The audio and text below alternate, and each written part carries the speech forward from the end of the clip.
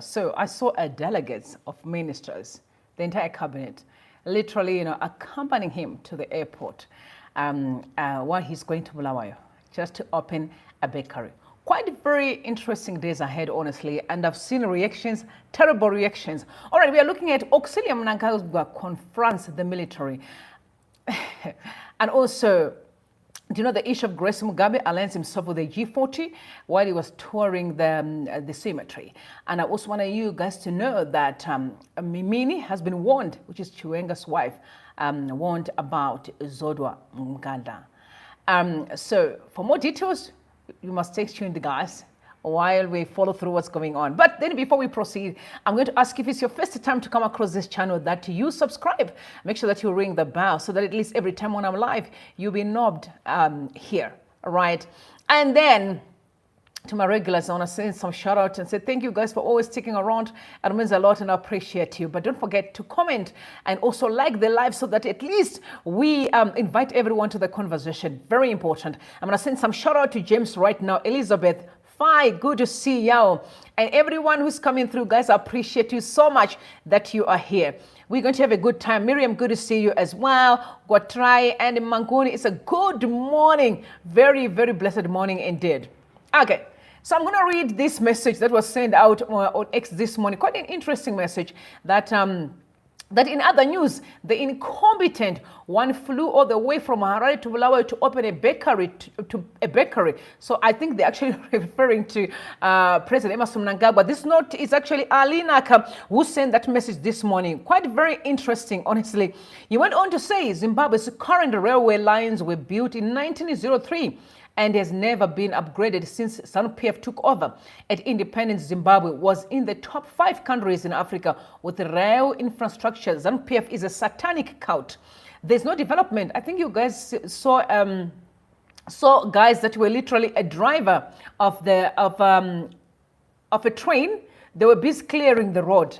That's how bad it is. Even if we say we had sanctions, we can't cut the grass. Can't we cut the grass? All right, now that we are discussing about the issue of the military, I wanted to ask you a question, guys. I don't know much. Before 2017, was the military in charge? I want you to comment in the comment section. Before 2017 coup, was the military in charge? All right, so drop your location because I can see people from Shurugu right here. Drop your location, please, while you're responding to me. Before 2017 of the coup, was the military in charge? I want to know because I'm not really quite sure. Because why I'm asking you, I want you to take a listen to Sevia Kasukwire addressing the issue of 2017, the coup, and also talking about how the Zimbabwean economy has gone into a mess because of the leadership of ZANU-PF government. I will let you guys take a listen to Kasukure in the interim. Let me know if the military has always been in charge before 2017, because I don't understand.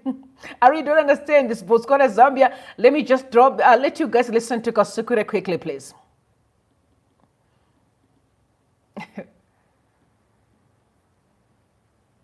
Zimbabwe will come right. You mentioned the 2017 coup more than once, and so, and you also mentioned the military aspect of it. Does that mean, or does that suggest rather, that Zimbabwe is run by the military and not the head of state? The AU position has always been clear. Coups are not acceptable. SADC blinked once, and I don't think they want to blink again. They blinked and allowed the coup to subsist. Okay, this is a fact. Mugabe was not removed democratically. My house was shorted. I survived an assassination attempt, not by security guards, but by armed members of the Defense Force of Zimbabwe. Now, if you have a defense force which operates inside the country, it's against the constitution. The deployment of the army is not done by a commander outside the commander-in-chief. Mugabe had not authorized it. Now, SADC simply, because they thought removing Mugabe would be resolving the question. Now, for the first time, there is a paper that has been produced by the SADC Observer Committee, which has seen what the people are going through, and is direct relationship, correlationship to the coup. The 2017 is what brought Mnangagwa in. And now, being Mnangagwa, once you have Mnangagwa, the crocodile in there, he will not leave, he will not remove, you can't remove him without really sitting down and saying, what we do with this character. He brought himself through the armed force, and today we now see the naked aggression, the naked pursuit for power, wealth, and so forth that we're having to deal with. And I'm saying, that's why I'm taking my hat off to Sadak. And saying, Sadak, the beginning is to look at how these guys came into power. Why is Emmerson Mnangagwa known as the crocodile? The crocodile. I wish I knew. I don't know. Like Surely you have some intimate his face looks like a crocodile, I think. I mean, you don't like to be called a crocodile. A serious human being, you can't allow yourself to be called a crocodile. I mean, like if I call you a rhinoceros, I mean, would you accept that?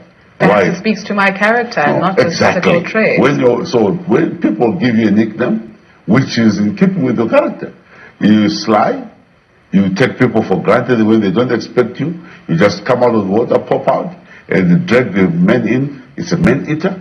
Crocodiles are not known for being harmonious. They're not pets. You can't even try and tame a crocodile. If you do, it will still deal with you effectively. This is what Emmerson Mnangagwa is now doing, dealing with the whole region nicely now. Mr. Kasukwere, I was speaking to a friend in Zimbabwe, and they asked a very uncomfortable... All right, guys, you can hear the crocodile. But I also want to ask you a question. Why is President Emmerson Mnangagwa being called a crocodile? Because I know there's power in words and in names. Do you know that your name always speaks to your character and your destiny? That's why you need to be mindful of the names that you give to your children. So when people call President Emmerson Mnangagwa a crocodile, and they keep on saying it, they don't even know what that means to the nation itself. There's so much power in words, and we need to be very careful of what we say, you know?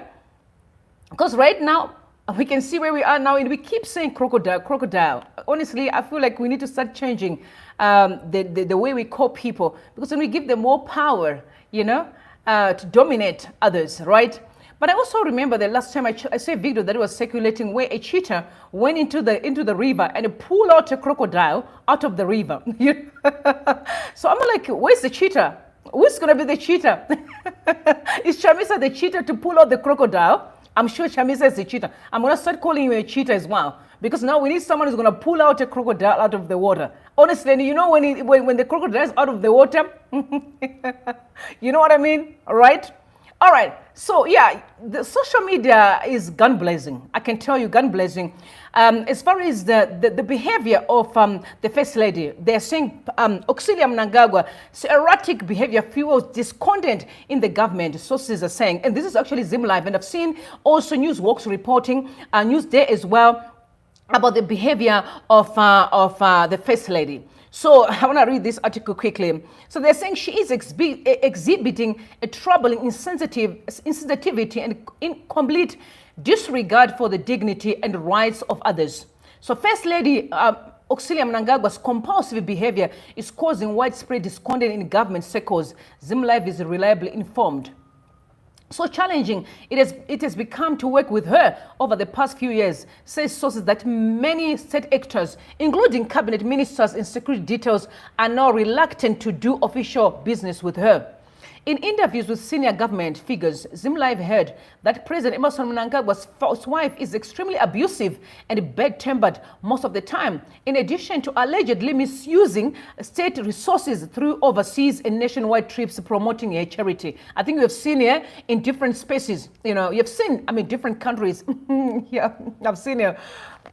You know, it's only in the Zimbabwean context why I see such, because, I mean, how many people have seen the wife of Ramaphosa? Did you ever see the wife of Ramaphosa? Did you ever see him all over the place? Did you ever see her? No, but she came from a very well-up class family and very much educated. She's a doctor, but you will never, right? Yeah. But in a Zimbabwean context, it's actually very different. You've seen the First Ladies campaigning today as we speak, cooking in different cities. You know, I don't have a problem with the Angel of Hope, a charity, but people are complaining that she's spending funds that's supposed to be catering for the Zimbabweans to promote or to fund her own Angel Hope,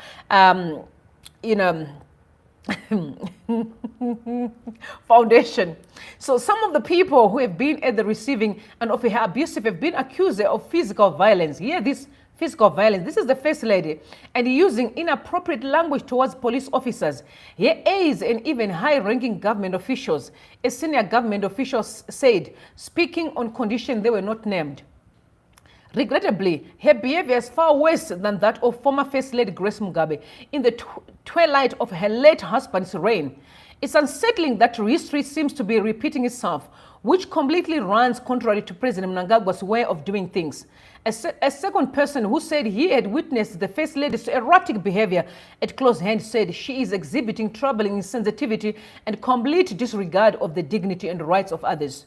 When those in positions of authority act with impunity and total disregard of the rule of law, the foundations of democracy and justice are threatened. It is particularly important that those in influential positions like the First Lady uphold the values of respect, dignity, ethical conduct.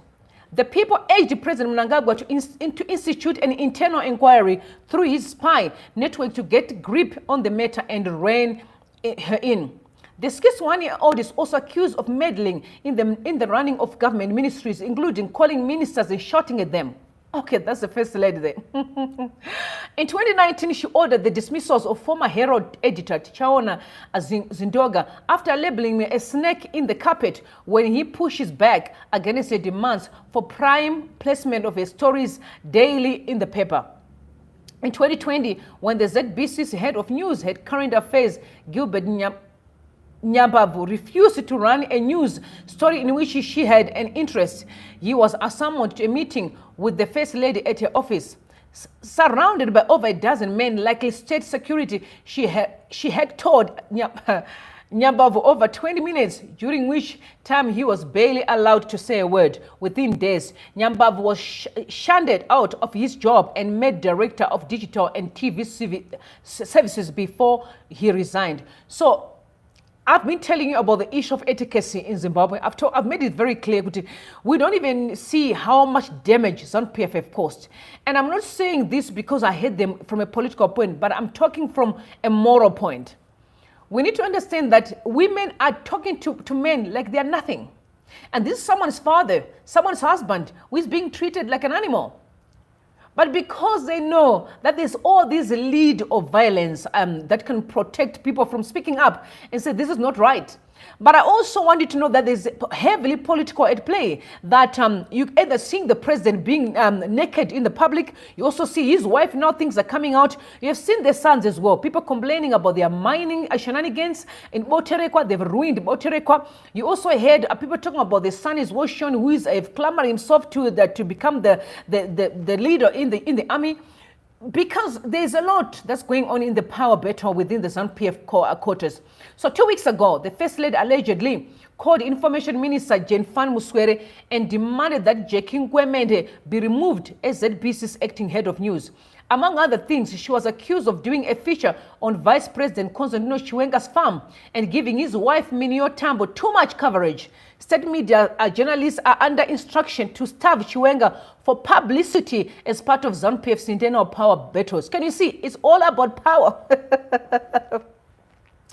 Government spokesperson Ndavaningi Mangwana said there is no iota of truth in that story. Ms. Ngwemende was acting head of news. When it was someone else's turn, they were also made to act.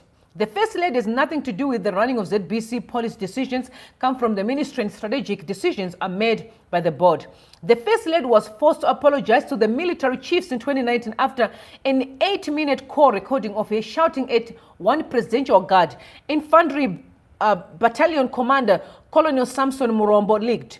She apparently lost it at the time after observing two aides on a security with new phones supplied by the military. She said the two, Mulanga and Manjoro, were military spies. Okay. Then she went on to repeatedly invite Murombo to shoot her. Okay. So she went on to reportedly invite Murombo to shoot her, accusing the military of plotting against her husband. Later in the same recording, she changes her mind and said Murombo should shoot her husband, you know, the president, because she has children. Okay, that's the president's wife. Okay. Murombo escalated the matter all the way up to the Zimbabwe Defense Forces Commander General Philip Varelius Manda, then who approached the President Mnangagwa over the matter. A meeting of top security bosses reportedly discussed the issue and decided that the matter was a storm in a teacup. The First Lady reportedly apologized. So it's quite interesting. Again, it's just showing you that ZANU-PF may think they are smart, but they don't realize that their actions towards citizens is actually messing them up. You know, you end up knowing where to draw a line. You just lashing at people. You know, you're lashing at the army, you're lashing at the aides, you are lashing at the bodyguard, you're lashing because you just have created a culture of disrespect. And no one is the fine lines anymore. You know, as long as I know my husband can be this, I can just treat you the way that I want. Not respecting the fact that no, but these people, we are who we are because of them. The army and these security protectors. You know, without their protection, we may be in danger. You know what I'm saying? It's like people who disrespect maids. Some of you need to know that without a maid, you're in trouble. You need her to help you in your house. And sometimes that's why maids end up abusing the children, because of the abuse that you lay on them. They reciprocate by hating your children. So you need to be wise when you're dealing with other people. You know, I've learned to treat a janitor the way you treat a CEO. Everyone should be treated the same, right? In the end, we are all human beings. So we need to understand that respecting each other, guys, is very important, especially in the Zimbabwean context. There's a lot of disrespect. I'll tell you, someone yesterday confronted me and we're kind of having an exchange, and then he later said to me, because I told you that no, apart from what I do on YouTube, what I'm doing right now, just trying to enlighten people, I'm a businesswoman. I only started the YouTube last year. You didn't know me. So does that mean that all my life has been sitting on YouTube? Those that know me, they know I've been a businesswoman for years. But this person only see me on Twitter and they tell like they know me, but they don't even know me. And he said to me that, oh, if you talk of business, so you go first. I said to him, I don't compete, I compliment. I don't compete. I've never. And the people knows me. If you want competition, I'm out. You know, it's a society that we've created of thinking that I'm better than the other person. No, we are all the same. Notwithstanding the gifts that we carry. Because I may have a gift of speaking, you may have a gift of being an electrician, an engineer. It doesn't mean that my gift is better or yours is not better. No, we are all unique and special, and we should be respected by all means, right? Okay, so Lloyd Musipa had an encounter with the First Lady. So he also came to social media and said, I can also testify to Auxilia Mnangagwa's combustive behaviour. I was shouted at continuously for 45 minutes. Dichingodi sorry Mbuya for merely expressing an unpopular opinion. She wasn't even the First Lady then. I can only empathize with those that have to do with her now with all that power at her disposal. Can you see? So honestly, people need to start speaking up. So people are accusing the First Lady of being disrespectful. And I hope she's going to actually see the article, maybe and act differently. You know, for me, I feel like when people begin to cry out, especially men, and say she's abusing us, she needs to take this matter very seriously. Even the President Emmerson Mnangagwa should take the matter very seriously, because remember, the person that is leading the people is President Emmerson Mnangagwa. As he is the one that is the commander-in-chief as the president of Zimbabwe right now. On paper, he is, right? So the wife is not. There's a difference here. It's like women would think if your husband is your pastor, you're a pastor. No, your husband may be called to be a pastor, but you're not a pastor, right? The callings are not the same. Know your place and respect others. So all I'm just saying is she really needs to respect people, you know. At the end of the day, she is because we are, right? And we also look up to her for counsel and remember, and for modeling. So we really, really expect her to hold herself with so much respect towards Zimbabweans, notwithstanding where they come from, what they have, and who they are. We must respect each other. All right, so Neva Masura went on to say, actually said, Amini must be very careful.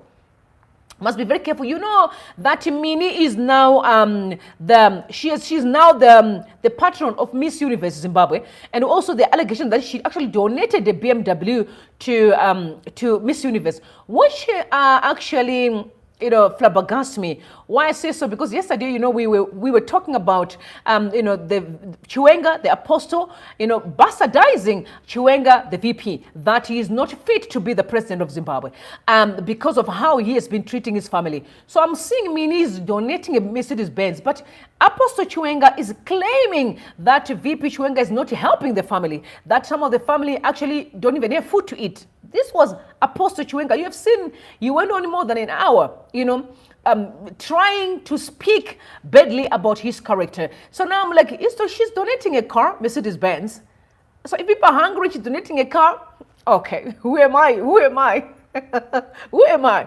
All right, so Neva Masura is sending a message on Twitter saying, if Chiwenga knew what's good for him, he would do everything in his power to keep his wife far away from traitors. Applicable agent in green is referring to Zodwa. Zodwa is the one that is wearing green. She's firmly rooted in the Chiwenga household for daily first-hand accounts.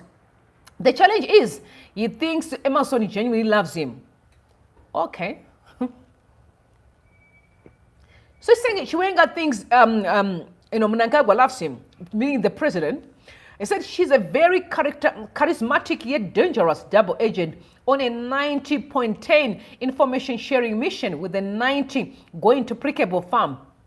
Just a hint to all powerful men that get wrong with her. She ensures every sex-capable is secretly recorded for purposes of tenders or else blackmail. Dr. Amai and Sons and their perceived post-Emmerson allies are working 24/7 to ensure that Chiwenga and all his chosen successor don't get any chance to ascend to the throne. This is where the slogan Pasi na Honorable Kasukure is coming from. Pane mikono icharigwa suni yakarivara. Okay. Again, we are back to the shenanigans in ZANU-PF, honestly, unbelievable. But you mustn't forget, what Rejoice Ngwenya said about President Emmerson Mnangagwa, that his authoritarian rule is going to be more stronger, considering that this is his last term. So Zimbabweans should not celebrate because he's a nationalist. This was Rejoice Ngwenya. So I want you to take a listen to him. Very important submission there, because that can give us a bit of understanding of what's really going on as far as us being able to cut this code with ZANU-PF. We need to cut the code. And when I'm saying this, I'm not even talking about a political, like I'm throwing another politician. I'm simply saying the systems of ZANU-PF have caused Zimbabweans so much pain. For that reason, we have to cut the code. The umbilical cord has to be cut by all means. Take a listen, please. He's going to be retracting now into his own space, a space of fear and distrust and mistrust, because he's now saying, whoever is coming in, are they going to be able to protect my interests? So that introspection can translate into deeper authoritarianism. So it is a dangerous space that we are in now, a space where he might not trust anybody. So by not trusting anybody, he will want to have legislation that tightens what we call the loose ends. So that even his successors, it might even be difficult to talk about successors, because you don't want to go in competition if you are a nationalist. So to me, Blessed, it's not a pleasant, it's not worth celebrating that is on his last term. I wish that he had given up and allowed a new generation in ZANU-PF to take over. He's not going to want to change the constitution again for a third term. You can't put it past nationalists, Blessed. We have to keep one eye open. We have to keep one eye open. We have to keep one eye open. You can see they already started, they already started campaigning. A full-blown campaign, guys. Imagine giving cars. And let me just tell you, this is like a tip of an iceberg. I'm sure they're kind of playing the game, they move, playing the game, they move. I'm sure there's going to be more cars coming up. I'm very sure of that, because the desperation is real. You can hear, I don't think he trusts anybody. You can see the shenanigans that's going on down here. It means that there's a push for 2030. There's also a push that he may be desperate for a third term.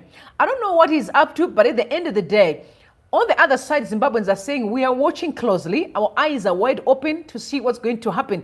But I'm very sure that there's also a pushback on that, heavy pushback on it.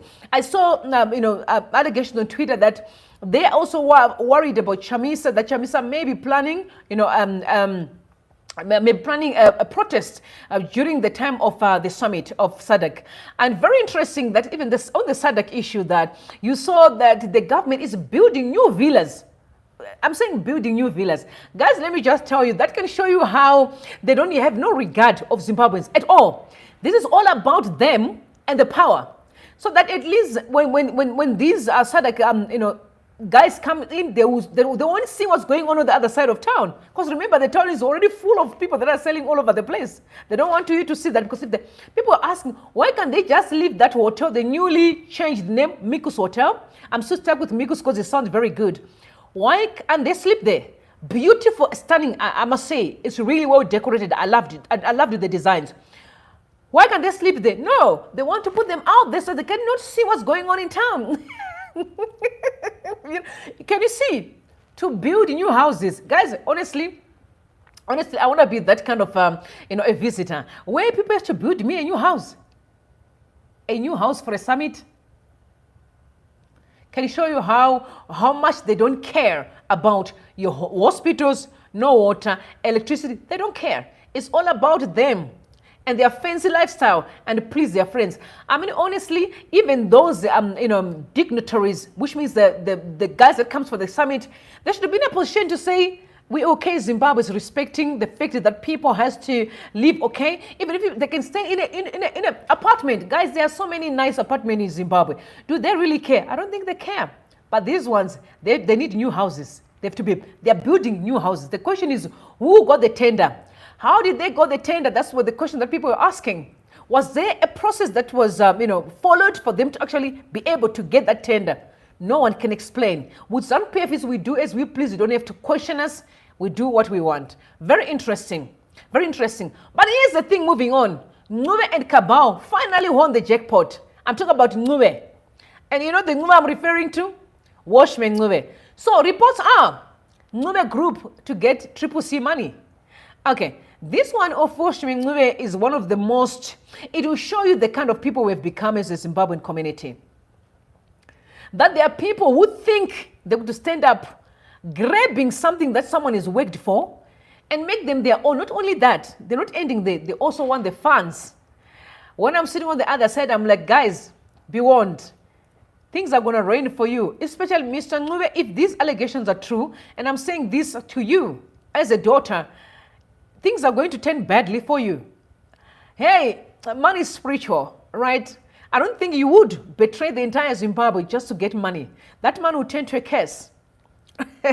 It would definitely turn to a curse. So, Mr. Ngube and Kabao, the last time I checked, there was Mahore, there was also Mafume, Again, when you talk about Mafume, there's already intense, investigations of the city. And people are saying, because ZANU-PF realized that there is a third force that is coming against their move, they're trying to expose opposition that they were not running the city faithfully.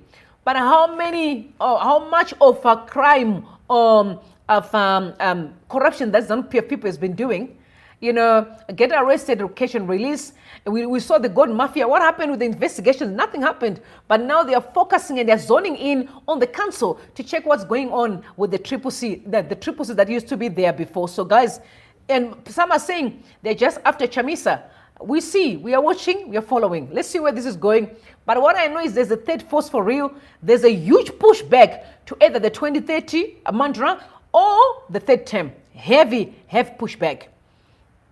Okay, so the issue of Tino Tendagacha is actually the staunch supporter for ZANU-PF. He's the one who sent a message, enlightening people that the Chamisa's violent plot, I don't know, he's calling it a violent plot that Chamisa's planning for a protest. The last time I checked, Chamisa never spoke about the protest, but I only heard Shibaya speaking about, if you came via the back door through the coup, we can remove you via the coup as well. That was Shibaya is on record saying that, So he said Chamisa's violent plot, a desperate attempt to disrupt the SADC summit. Nelson Chamisa, the former leader of Citizen Coalition for Change, has allegedly hatched a plot to stage violent demonstration during the upcoming Southern African Development Community Summit in Zimbabwe. So the violent one, I underline, I know that's not correct. Chamisa is not a violent person. I also don't think protesting against injustice is violent. Okay. protesting is in our constitution. Again, the constitution allows Zimbabweans to protest. That's for a fact. It's there in the constitution. So this plan appears to be a desperate attempt to attract regional attention to his political agenda. According to my reliable source, Chamisa and his supporters are determined to bring Zimbabwe's internal political issues to the forefront of the SADC summit. So first and foremost, SADC was formed because of politics. So we need to start there. Because SADC was formed because of politics, and SADC on its own, reported that the last election in Zimbabwe was a sham. For that reason, it would be fair and justifiable that Zimbabweans protest against the sham election. So for him to say they're planning to protest against the summit, I think that's not fair. The summit was orchestrated because of injustice within the parameters of the Southern Development Community. So so for that reason, if there was a sham election, ZANU-PF grabbed the entire opportunity. People have the right to question it and still contend against it. Fair play. So this is ZANU-PF staunch supporter who's actually writing this information on X. He said they recently held a meeting in Bulawayo to discuss protest plans aiming to pressure the regional body into addressing what they perceive as flawed presidential elections held last year. Chamisa has actively engaged various independent media outlets both inside and outside Zimbabwe to promote the narrative that the previous elections were neither free nor fair. This approach reveals his intent to escalate the perceived political deadlock to a regional level and solicit intention from SADC members. The controversial move occurs amidst escalation internal rift within Chamisa's faction following the resignation from the CCC, and is not focusing on the real faction battle within ZANU-PF. That is evident. That's how the mighty has fallen. When you look at Mnangagwa from being on top of the thing to coming down to be Mnangagwa that I know, the bulldog. The bulldog, So the blind formation of a new political faction known as the Blue Movement has further exacerbated these divisions, with the key figures vying for leadership positions. Political analyst Dr. Tendai Mugwagwa has criticized Chamisa's approach, emphasizing that bringing the entire nation to a stage to dissatisfaction with election results is counterproductive. Instead, Dr. Mugwagwa recommends that the opposition work collaboratively with the government in nation-building efforts rather than focus on a disruptive protest. Chamisa's future in Zimbabwean politics remains unclear, and attempts to reach him for comments has been unsuccessful. Chamisa's violent plot to disrupt the SADC summit is a reckless and divisive maneuver that could further polarize Zimbabwe's political landscape. Instead of resorting to such disruptive tactics, opposition leaders should work constructively with the government to address the nation's pressing challenges and foster unity. I mean, who was supposed to actually, champion the unity? Was supposed to be President Emmerson Mnangagwa. Maybe immediately after elections, I think, in my opinion, he was supposed to say, hey guys, we are done with this election, even though it was not a free and fair election. But I think this is a Zimbabwean community. Let's work together. Let's build our nation. But no, he went on to reward his loyalists. One of the ladies that people were saying she also got a reward was the one for Minister of ICT. She's the one who allegedly championed the women for ED. You know what I'm saying? So for that reason, she's got that position. And there's been a lot of criticism on social media that she's not really good at doing the job. However, I still think I need to respect what Minister MP for Chegu just said, Sheki. He said that President Emmerson Mnangagwa does not employ qualified people. He rather employ those that he sees as potential. So I respect for that. I don't know what kind of model are they using, the ZANU-PF quotas, but that was his submissions. He has to just promote the ones that he thinks has potential. So let's give them time while we watch, how they are conducting their work. We must all just be honest with one another, guys, to know that ZANU-PF definitely ruined the love that we had for each other.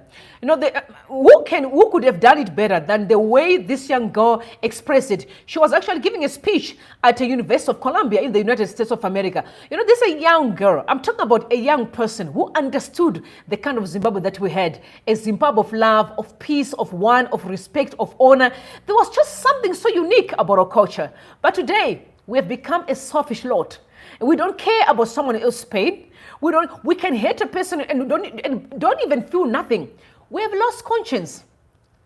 How do I know that? Look at what's going on with Professor Auxilia Mnangagwa. If these allegations are true, working with Songezo Shavangu to destroy Chamisa, their own brother, and not feeling nothing at all. And still waking up in the morning if the allegations are true, you know? So I want to take a listen to this student. There are two students, very unique, interesting, speech there. One from the University of Columbia. The next one was from the University of, it's Columbia, and the next one was the University of, Holy Ghost. I think I need to get my facts right here because I got caught up in the midst of a lot of things that I was doing. But I will start with the University of Columbia, then I'll tell you the other one is from the University of, but both are Zimbabweans doing extremely well, at their universities. But I guess Zimbabwe is always going to put us on a spotlight of doing good, especially internationally. Because I also remember the girl, Brian, that sang the song, Do You Love Me? You remember that one? If You Still Love Me. If you know her. He also had an incredible speech again after his graduation. Again, amazing Zimbabweans out there. But ZANU-PF has decided to do away with almost every brains and now keep all these, incompetent individuals around the president. We can see fake prophets, thugs around the president, incompetent individuals who are just full of screaming and shouting, people who believe in violence. And where are those with etiquette and honor who treat themselves with respect? But again, I guess it's just kind of a culture, because we have heard how the First Lady is behaving within the quarters of leadership, and we are also seeing what's going on around the president. And it's the truth. Even him, the president, confirms some of these things, be it corruption, thieves around him. He confirms that.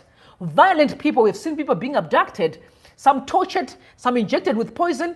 That is not a characteristic of a human being. To me, it's beyond a person.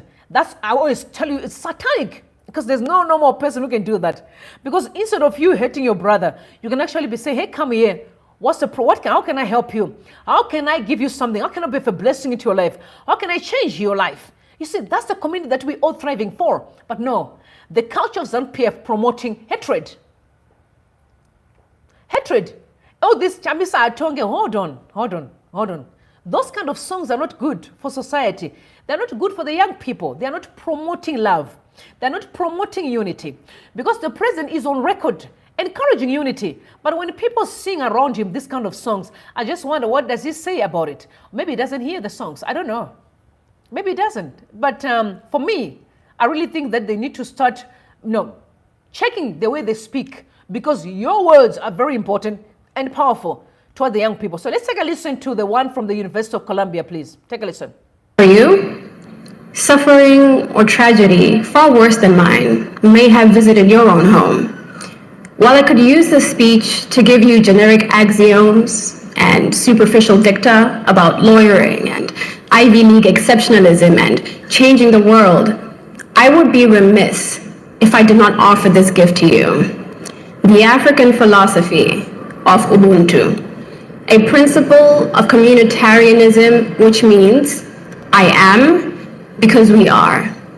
It is a self-evident truth I can only taste with my mother tongue. Munu munu navanu. A person is a person among and only because of other people.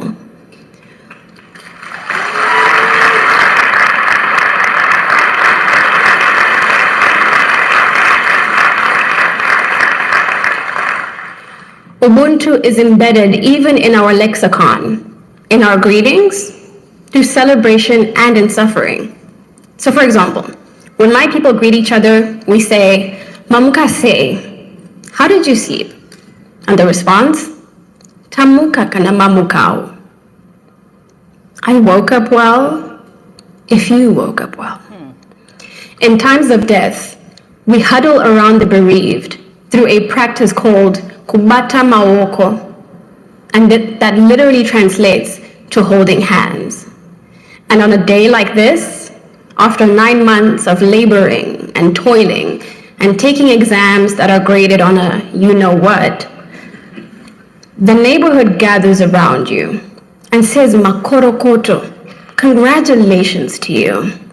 And the response is weirdly not thank you. The response to Makoro koto, congratulations to you, is Aiwa, Delu Tese. No, the celebration belongs to us all. So yes, Makoro Koto, congratulations to us all. The celebration indeed is ours collectively, but so is the suffering. Can you hear that? That's the Zimbabwe that I know. And everything. I'm sorry to say this honestly.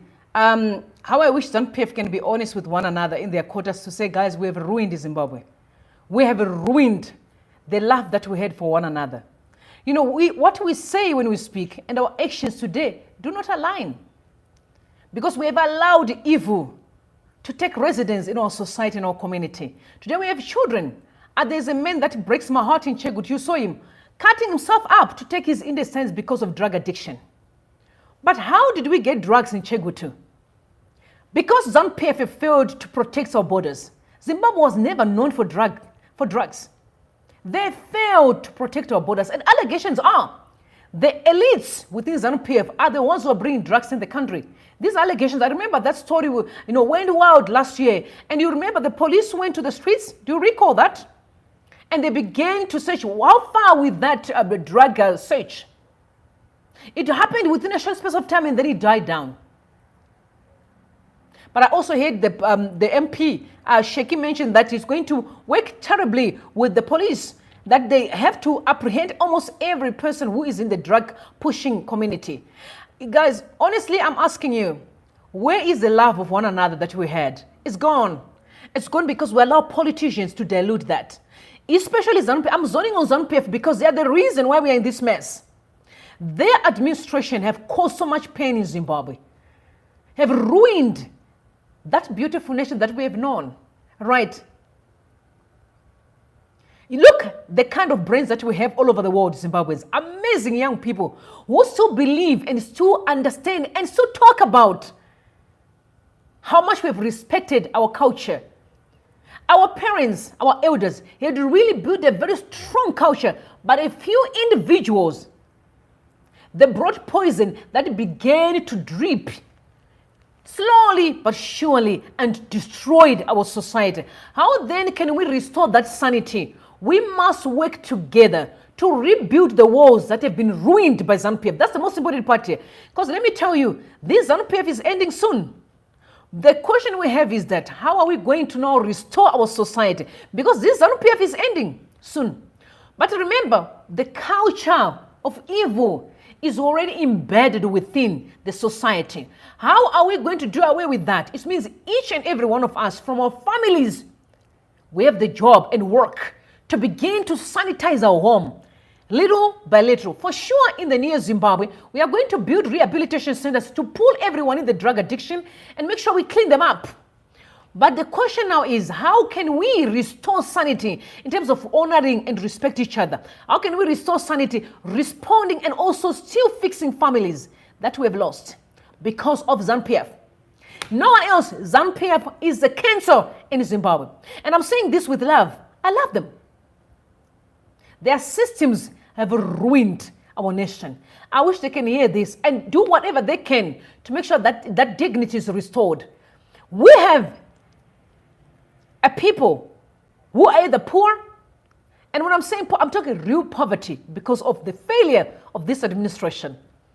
We have corruption that is rampant, thieving that is rampant, criminality is rampant because of the failure of the same administration.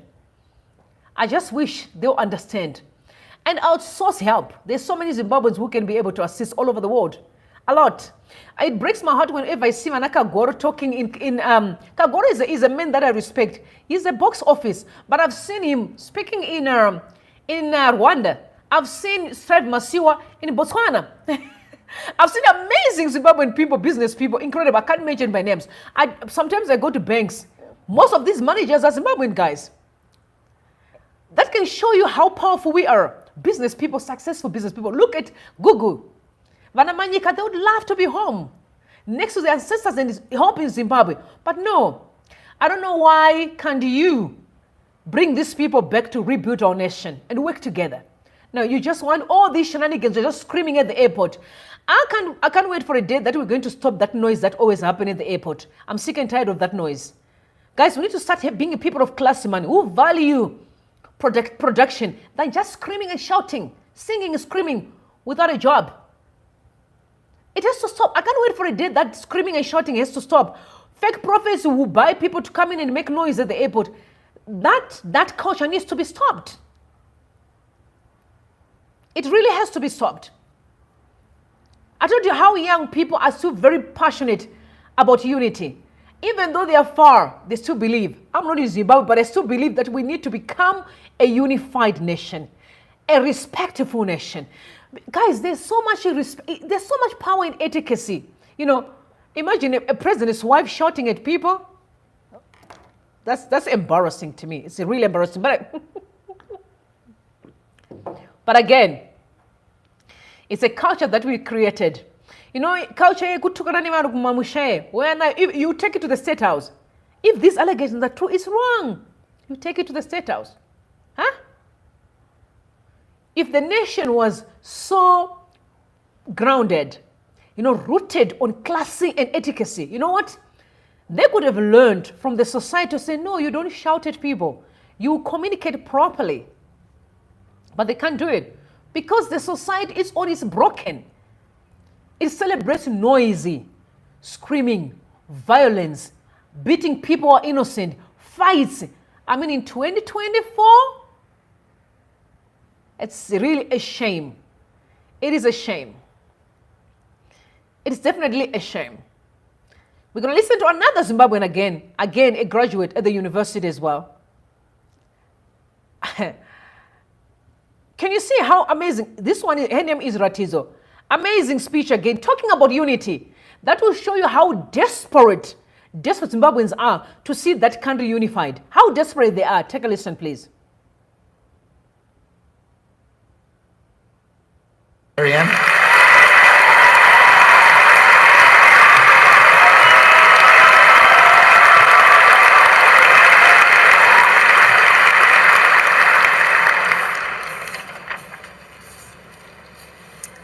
Greetings, faculty, guests, parents, alumni, and class of 2024. We entered college at a tumultuous time, the year 2020, August 24th.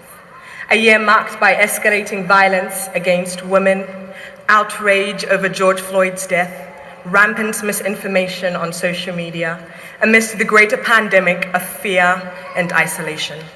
We lived a dual existence, the familiar faces our classmates knew on Zoom and the masked persona we reintroduced to those same classmates in person. I remember navigating the dining hall restrictions and the awkwardness of sitting 2 people at a table big enough to seat 6. We all remember virtual classes and the masks that hid not only our mouths, but our hearts. Despite an initial fracture in our college experience where social and distance were one and the same, we persevered. And as I think and reflect on what we've overcome, I think it more fruitful to ponder on who we will become. Growing up as a Black Zimbabwean girl in South Africa, I quickly became familiar with the notion of Ubuntu, a word derived from the Zulu phrase umuntu, ngubuntu, ngabantu, which means that a person is a person through other people.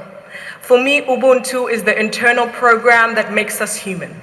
It is the authenticity that defines our humanity and amplifies our interconnectedness. Ubuntu transcends the confines of age, religion, and culture. It looks beyond the horizons of location and race. It is a willingness to look in the eyes of one unfamiliar and say, I see you. But most importantly, it is seeing yourself in their eyes. Ubuntu encompasses compassion, perseverance, generosity, and understanding. It is the spirit to be found in the grief we are collectively experiencing from the passing of Christopher Alvin, a beloved student in our school community. Ubuntu is the professors who take time to meet with you for coffee and help you discover how to pursue your passion. It's the classmates who are brilliant and funny and make the class a warm and safe environment to take risks and not look dumb. Ubuntu is the dining hall staff who ask how we are doing while creating for us delicious meals. Ubuntu is saying a thank you note to the custodial staff that care for our spaces and greeting the ground staff that maintain the aesthetic beauty of our campus. It's our school spirit at our home sports events, whether we win or lose, and the ways that we hold open the door for strangers. We have taken the hardship and the lessons that we have learnt, and we have nurtured and supported each other. We have fought for and cheered for our community. This is Ubuntu. We have flourished. Our experience has not been perfect, with only mountaintop moments, but we have never stopped trying. We have never stopped becoming everything we have desired to become. Despite the pandemic, people still hoped, we still dreamt, students still slept in Gotti as pre-med students strive to survive, B school students consistently dressed up for class, ready to network and engage, arts and sciences students ideated, created, and argued, as Jefferson students modeled leadership through service. And as we all go out into the world to do many beautiful, exciting, beautiful, and wonderful things, my hope is that we'd think of the greater question, not what we might do, but who we will become as a people, as a community. Let us be reminded that our year is not defined by the unprecedented circumstances that launched our entry into college. Rather, we are another example of the ability we all have to overcome challenges and obstacles together. I want to give thanks to my family, friends, mentors, and professors for carrying me through college in the spirit of Ubuntu, but ultimately my Lord Jesus Christ, who in him I live, move, and have my being, and the greatest sense of Ubuntu. Apart from him, I can do and have done nothing. And so I hope through seeing the spirit of Ubuntu in the hearts of our community members and graduates in big and small ways, that you would be inspired to be a people infused with Ubuntu. So I say to the class of 2024, go out and create, go out and impact, go out and put your name on something. But while you are in the rise and the run, the grind of success or the joy of contentment, whatever you decide to pursue, never forget the power, the prevalence, and the privilege of human connection, and the value that your existence brings to those around you. I'm glad we got to persevere and flourish together, because Ubuntu, Ngubuntu, Ngabantu. Thank you.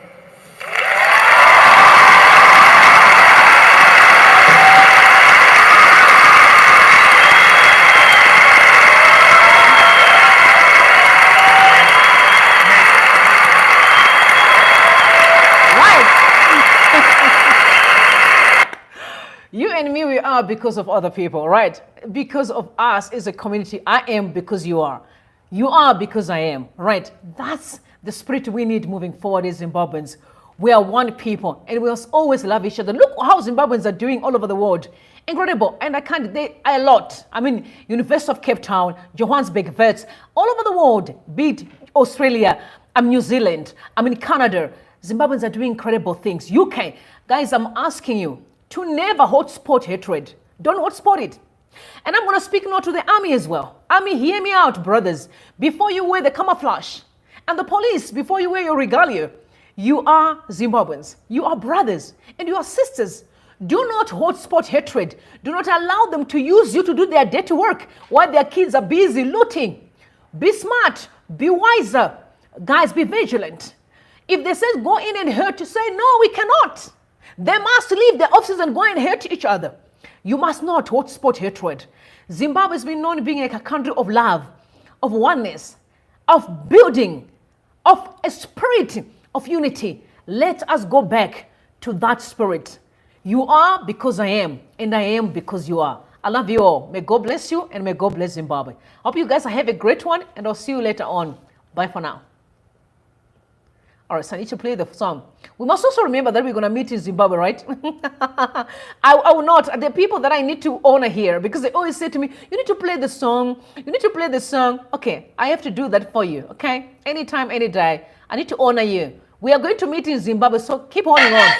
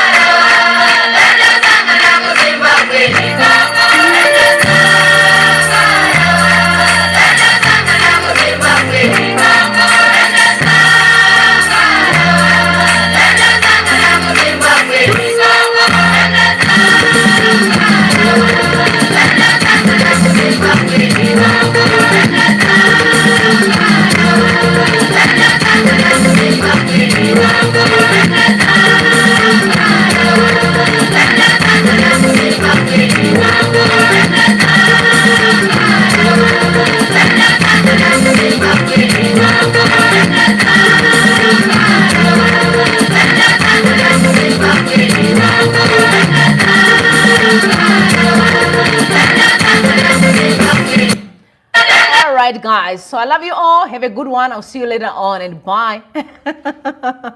Oh, God bless.